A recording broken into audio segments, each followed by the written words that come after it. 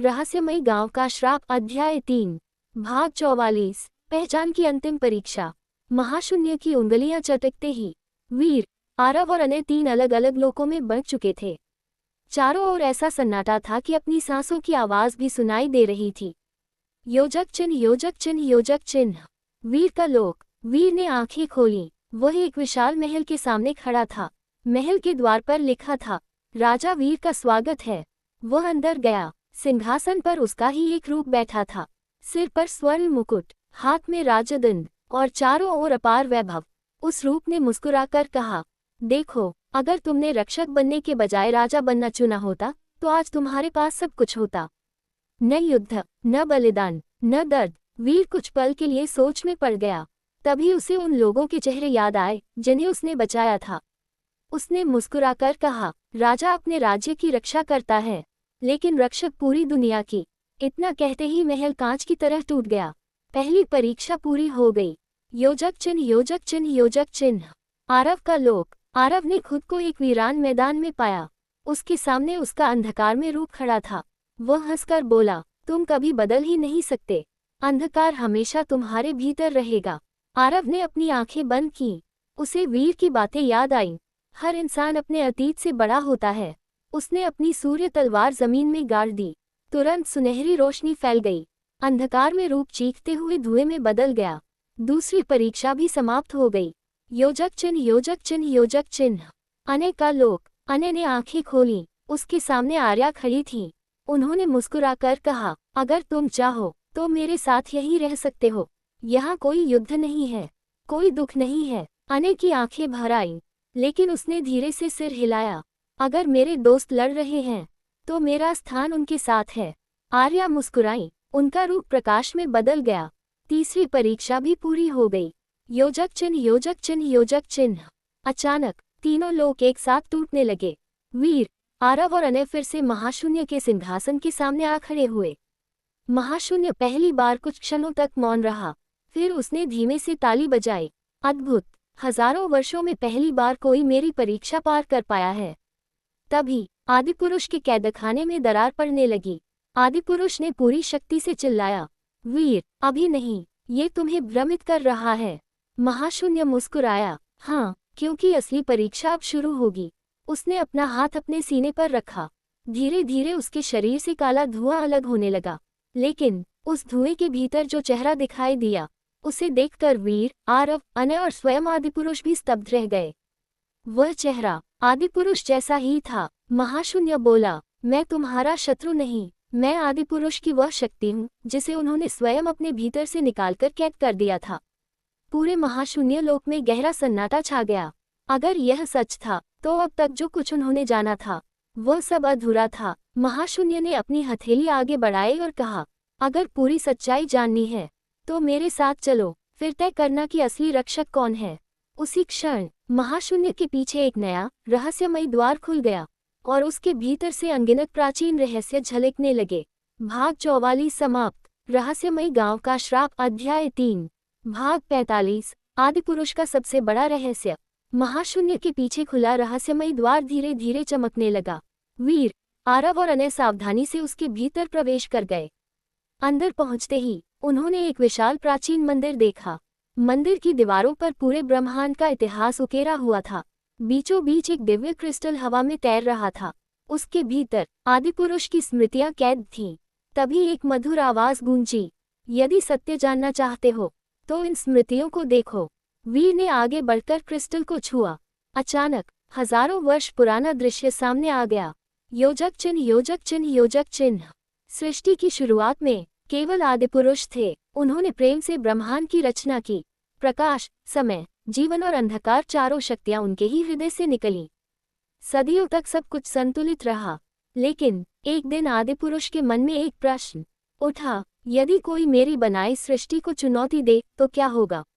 जैसे ही यह विचार उनके मन में आया, उनके भीतर की शंका, भय और अहंकार एक काली ऊर्जा में बदलने लगे। उसी ऊर्जा से जन्म हुआ महाशून्य का। महाशून्य कोई अलग प्राणी नहीं था, वह आदिपुरुष के मन का अंधकार था। आदिपुरुष ने उसे अपने शरीर से अलग कर कैद कर दिया, लेकिन उन्होंने एक बड़ी भूल कर दी। उन्होंने उस अंधकार को नष्ट करने के बजाय केवल बंद कर दिया। समय के साथ महाशून्य और अधिक शक्तिशाली होता गया। योजक चिन्ह, योजक चिन्ह, योजक चिन्ह। दृश्य समाप्त हो गया। वीर, आरव और अनय स्तब्ध खड़े थे। आरव ने धीमे स्वर में कहा, तो इस पूरे संघर्ष की शुरुआत आदिपुरुष की एक भूल से हुई। तभी कैद में बंद आदिपुरुष ने आंखें खोलीं। उन्होंने भारी मन से कहा, हाँ, सबसे पहली गलती मेरी थी और अब उसे सुधारने की जिम्मेदारी तुम्हारी है। महाशून्य जोर से हंसा। अब सच सबके सामने है। अगर सृष्टि का निर्माता ही पूर्ण नहीं था तो उसकी बनाई दुनिया पूर्ण कैसे हो सकती है। इतना कहते ही उसने अपनी दोनों हथेलियां फैला दी। पूरे ब्रह्मांड में काली दरारें फैलने लगीं। एक एक करके ग्रह टूटने लगे। आकाश गंगाएं बिखरने लगीं। महागुरु सूर्यांश की आवाज दूर से गूंजी, वीर, समय बहुत कम है। उसी क्षण वीर के हाथ में मौजूद दिव्य तलवार चमकने लगी। तलवार के भीतर से एक नई आवाज आई, अंतिम शक्ति तभी जागेगी जब चारों दिव्य शक्तियां एक हो जाएंगी। अचानक प्रकाश, समय, जीवन और संतुलन, चारों शक्तियां चार अलग अलग प्रकाश स्तंभ बनकर ब्रह्मांड में फैल गईं। महाशून्य मुस्कुराया, अब इन्हें खोजो। अगर इनमें से एक भी शक्ति मेरे हाथ लग गई तो सृष्टि हमेशा के लिए समाप्त हो जाएगी। अगले ही पल चारों प्रकाश स्तंभ ब्रह्मांड के अलग अलग कोनों में गायब हो गए। वीर, आरव और अनय समझ गए, अब अंतिम युद्ध से पहले उन्हें चार दिव्य शक्तियों की खोज करनी होगी। लेकिन तभी महाशून्य ने अपनी हथेली उठाई। उसकी उंगलियों से निकली काली ऊर्जा सीधे अनय की ओर बढ़ी और उसके सीने पर बना दिव्य चिन्ह काला पड़ने लगा। अनय दर्द से चीख उठा। आह! रहस्यमयी गांव का श्राप, अध्याय 3, भाग 46। अनय का अंधकार जाग उठा। अनय दर्द से जमीन पर गिर पड़ा। उसके सीने पर बना दिव्य चिन्ह धीरे धीरे काला होता जा रहा था।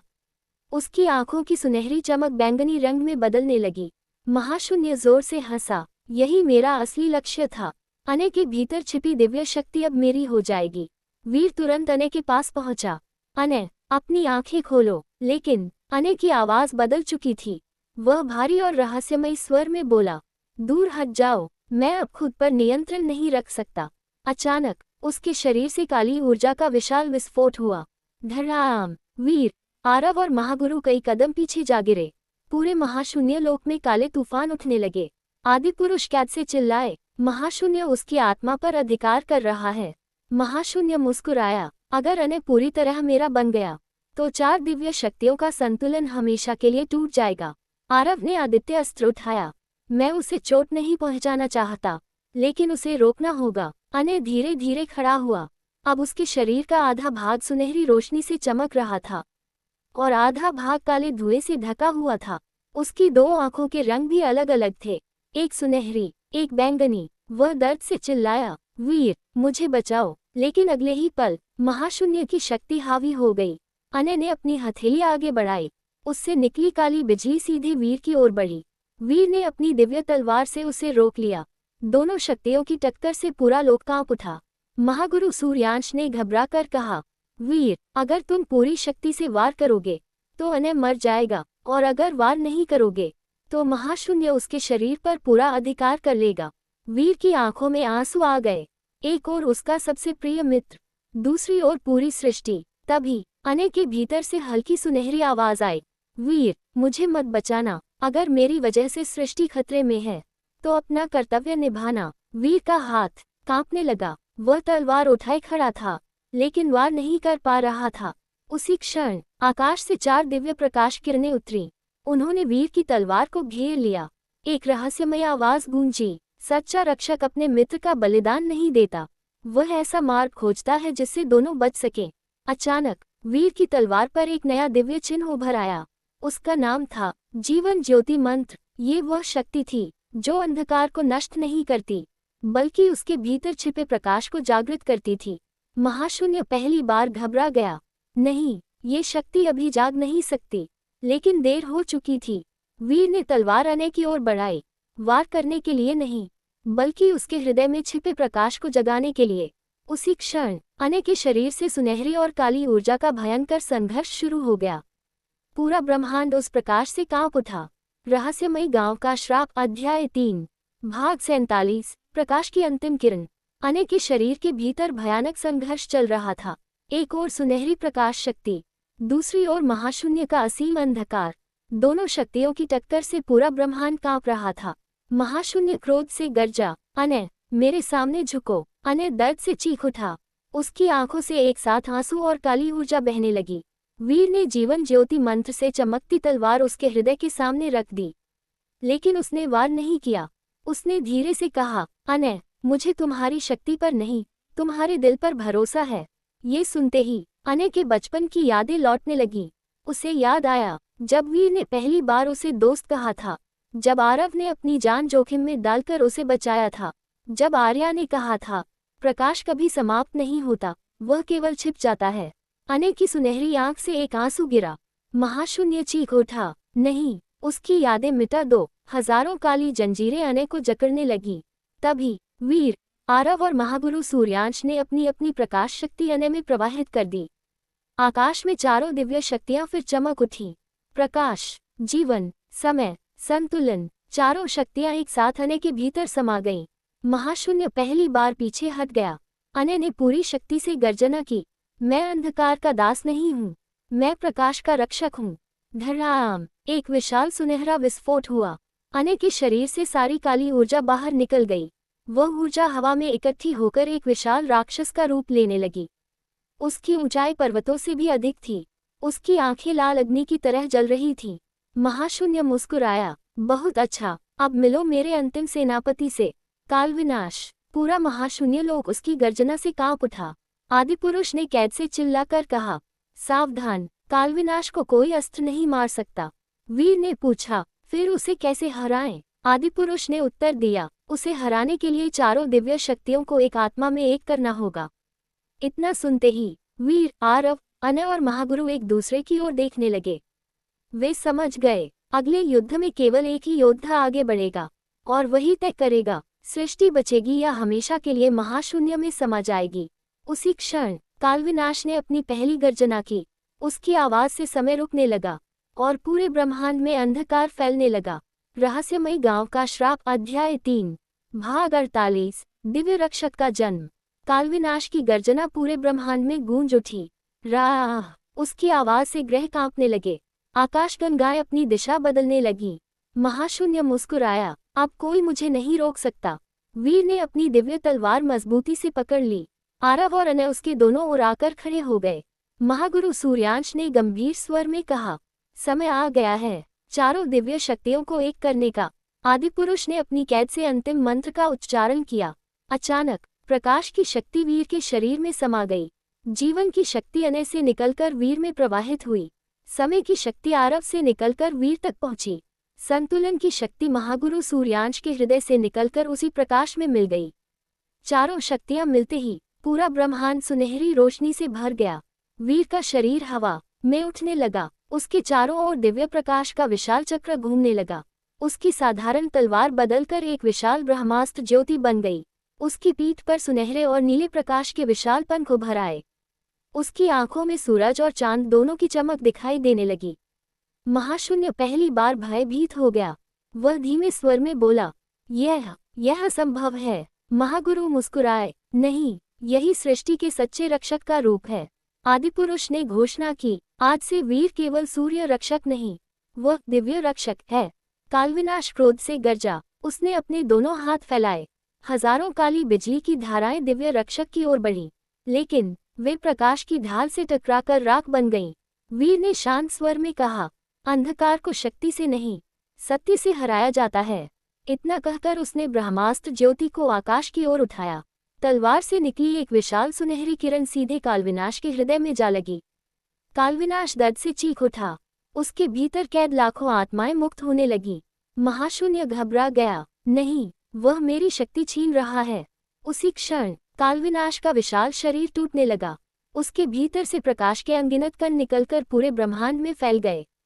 लेकिन तभी महाशून्य ने अपना अंतिम दांव चला। उसने अपनी सारी शक्ति अपने शरीर में समेट ली। पूरा महाशून्य लोक कांपने लगा। उसका शरीर पहले से 100 गुना विशाल हो गया। उसकी आंखें रक्त की तरह लाल हो उठी। वह गरजा, अगर मैं हारूंगा तो पूरी सृष्टि को अपने साथ मिटा दूंगा। उसने अपने हाथों में एक महाशून्य गोला बनाया। उस गोले में पूरे ब्रह्मांड को निगल जाने की शक्ति थी। वीर ने गहरी सांस ली। उसे पता था अब अंतिम निर्णय का क्षण आ चुका है। उसने अपनी तलवार दोनों हाथों से पकड़ ली और महाशून्य की ओर उड़ चला। दोनों की टक्कर से निकलने वाली ऊर्जा ने समय, प्रकाश और अंधकार तीनों को एक साथ हिला दिया। रहस्यमयी गांव का श्राप अध्याय 3 भाग 49 अंतिम निर्णायक युद्ध। पूरा ब्रह्मांड कांप रहा था। एक ओर थे दिव्य रक्षक वीर और दूसरी ओर था महाशून्य, जो अब पहले से भी 100 गुना अधिक विशाल हो चुका था। उसके हाथों में बना महाशून्य गोला पूरे ब्रह्मांड को निगलने के लिए तैयार था। आदिपुरुष ने कैद से पुकारा, वीर, याद रखो, महाशून्य को केवल शक्ति से नहीं हराया जा सकता, उसे उसके अपने अंधकार से मुक्त करना होगा। महाशून्य क्रोध से गरजा, चुप रहो। उसने महाशून्य गोला पूरी शक्ति से वीर की ओर फेंक दिया। धड़ाम, पूरा ब्रह्मांड काले प्रकाश में डूब गया। लेकिन वीर ने अपनी ब्रह्मास्त्र ज्योति आकाश की ओर उठाई। चारों दिव्य शक्तियां एक साथ जाग उठीं। प्रकाश, जीवन, समय, संतुलन, चारों शक्तियां मिलकर एक विशाल अनंत प्रकाश चक्र में बदल गईं। वह सीधे महाशून्य गोले से टकराया। दोनों शक्तियों की टक्कर से समय रुक गया। ग्रह स्थिर हो गए, आकाश गंगाएं थम गईं। महाशून्य मुस्कुराया, तुम मुझे नहीं हरा सकते, क्योंकि मैं हर जीव के भीतर छिपा डर हूँ। वीर शांत स्वर में बोला, डर का अंत उसे मिटाने से नहीं, उसका सामना करने से होता है। ये कहते ही वीर ने अपनी तलवार महाशून्य के सीने पर रख दी, लेकिन उसने वार नहीं किया। उसने अपनी आंखें बंद कर दी। उसके हृदय से एक सुनहरी किरण निकली, जो सीधे महाशून्य के भीतर समा गई। महाशून्य के सामने उसके अपने अतीत की स्मृतियां उभरने लगीं। उसे वह क्षण दिखाई दिया जब वह आदिपुरुष के मन की एक छोटी सी शंका था। वह कभी राक्षस नहीं था, उसे राक्षस बनाया था अहंकार, भय और नफरत ने। महाशून्य की आंखों से पहली बार आंसू बह निकले। वह कांपती आवाज में बोला, क्या मेरे लिए भी मुक्ति संभव है? वीर मुस्कुराया, हर उस आत्मा के लिए जो बदलना चाहती है। उसी क्षण आदिपुरुष ने अपनी कैद तोड़ दी। वे आगे बढ़े और महाशून्य के सामने खड़े हो गए। उन्होंने अपने दोनों हाथ फैलाए। तुम मेरे शत्रु नहीं, तुम मेरी अधूरी गलती हो। महाशून्य धीरे धीरे प्रकाश में बदलने लगा। उसका विशाल शरीर काले धुएं से मुक्त होने लगा। पूरे ब्रह्मांड में सुनहरी रोशनी फैल गई। टूटे हुए ग्रह फिर जुड़ने लगे। आकाश गंगाएं अपनी कक्षाओं में लौट आईं। कालविनाश की बची हुई ऊर्जा भी प्रकाश में विलीन हो गई। महाशून्य ने अंतिम बार वीर की ओर देखा। धन्यवाद, तुमने मुझे हराया नहीं, तुमने मुझे समझा। इतना कहते ही वह एक चमकते हुए प्रकाशकण में बदलकर आदिपुरुष के हृदय में समा गया। अब आदिपुरुष पूर्ण थे। उनके शरीर से अनंत प्रकाश निकलने लगा। उन्होंने वीर, आरव, अनय और महागुरु सूर्यांश की ओर देखा। तुम सबने सृष्टि को विनाश से बचा लिया, लेकिन उसी क्षण दूर ब्रह्मांड के सबसे अंतिम छोर पर एक बहुत छोटा काला प्रकाश बिंदु फिर से चमका। उसे देखकर आदिपुरुष का चेहरा गंभीर हो गया। उन्होंने धीमे स्वर में कहा, जब तक जीवन है। प्रकाश और रहस्यमयी गांव का श्राप अध्याय 3 भाग 50 एक नई शुरुआत अध्याय 3 का समापन। महाशून्य के प्रकाश में विलीन होते ही पूरा ब्रह्मांड शांत हो गया। टूटे हुए ग्रह फिर से अपनी कक्षाओं में लौट आए। आकाश गंगाएं पहले से भी अधिक उज्ज्वल दिखाई देने लगीं। आदिपुरुष ने अपनी हथेलियां आकाश की ओर उठाईं। सुनहरी वर्षा पूरे ब्रह्मांड में होने लगी। जहां जहां वह प्रकाश गिरा, वहां जीवन फिर से खिल उठा। सूखे जंगल हरे हो गए, नदियां फिर से बहने लगीं। धरती पर लोगों ने वर्षों बाद पहली बार सुकून की सांस ली। योजक चिन्ह, योजक चिन्ह, योजक चिन्ह। महाशून्य लोक धीरे धीरे समाप्त होने लगा। आदिपुरुष मुस्कुराए और बोले, वीर, आरव, अनय, अब तुम्हारा कार्य पूरा हुआ। तुमने केवल संसार नहीं, बल्कि आशा को भी बचाया है। उन्होंने तीनों के सिर पर हाथ रखा। उनके शरीर की सारी चोटें पल भर में ठीक हो गईं। दिव्य अस्त्र धीरे धीरे अपने सामान्य रूप में लौट आए, क्योंकि अब युद्ध समाप्त हो चुका था। योजक चिन्ह, योजक चिन्ह, योजक चिन्ह। महागुरु सूर्यांश आगे बढ़े। उन्होंने वीर को गले लगा लिया। आज से तुम केवल मेरे शिष्य नहीं, सूर्य रक्षकों के नए महागुरु हो। सभी सूर्य रक्षक एक साथ झुक गए। पूरा आकाश लोक गूंज उठा। महागुरु वीर की जय। वीर ने विनम्रता से कहा, ये जीत मेरी नहीं, हम सबकी है। योजक चिन्ह, योजक चिन्ह, योजक चिन्ह। आरव ने मुस्कुराकर अनय की ओर देखा। अब आगे क्या करेंगे? अनय हंस पड़ा। जहां भी अंधकार होगा, हम वहां पहुंच जाएंगे। तीनों दोस्तों ने एक दूसरे का हाथ थाम लिया। योजक चिन्ह, योजक चिन्ह, योजक चिन्ह। कुछ दिनों बाद तीनों अपने पुराने गांव लौटे। वही गांव जहाँ कभी रहस्यमयी श्राप का डर था, अब वहाँ बच्चों की हंसी गूंज रही थी। खेत लहलहा रहे थे, मंदिर में फिर से दीपक जल रहे थे। गांव वालों ने वीर, आरव और अनय का भव्य स्वागत किया। किसी को यह नहीं पता था कि इन्हीं 3 युवाओं ने पूरे ब्रह्मांड को विनाश से बचाया है, और तीनों ने भी कभी अपनी वीरता का घमंड नहीं किया। योजक चिन्ह, योजक चिन्ह, योजक चिन्ह। उस रात वीर अकेला उसी पुराने बरगद के पेड़ के नीचे बैठा था जहां उसकी यात्रा शुरू हुई थी। आकाश की ओर देखते हुए उसने मुस्कुराकर कहा, धन्यवाद, इस यात्रा ने मुझे सिखाया कि सबसे बड़ी शक्ति तलवार नहीं, बल्कि विश्वास, मित्रता और त्याग है।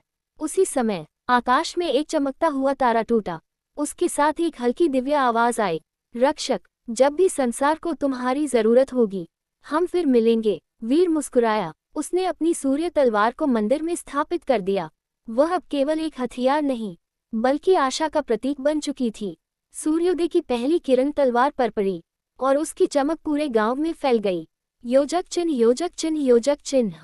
समाप्त। संदेश, अंधकार कितना भी शक्तिशाली क्यों न हो, एक छोटी सी आशा की किरण भी उसे पराजित कर सकती है।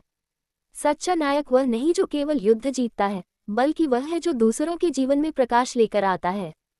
Folded hands. धन्यवाद। रहस्यमयी गांव का श्राप की इस महागाथा में साथ बने रहने के लिए आपका आभार। यदि चाहें तो इसी दुनिया पर आधारित अध्याय 4 या एक नई रोमांचक कहानी की शुरुआत भी की जा सकती है, और अंधकार का संतुलन भी रहेगा। रक्षकों का कार्य कभी समाप्त नहीं होता।